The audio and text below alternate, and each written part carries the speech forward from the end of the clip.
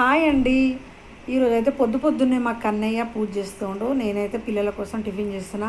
మా పాప అయితే అయ్యగారి కోసం అయితే స్వయం పాకం ఇద్దామని చెప్పి కందిపప్పు, పెసరపప్పు, చింతపండు, కిలో పావు బియ్యం అండి ఇవాళ ఇద్దామని అయితే తీసుకెళ్తున్నాం. ఫస్ట్ శనివారం, అందులో శ్రావణ మాసం. ఇదిగోండి బయటికి వెళ్తున్నాం. ఇక్కడ వెంకటేశ్వర్ల గుడి అండి, ఉప్పల్లో చాలా పెద్దగా ఉంటుంది.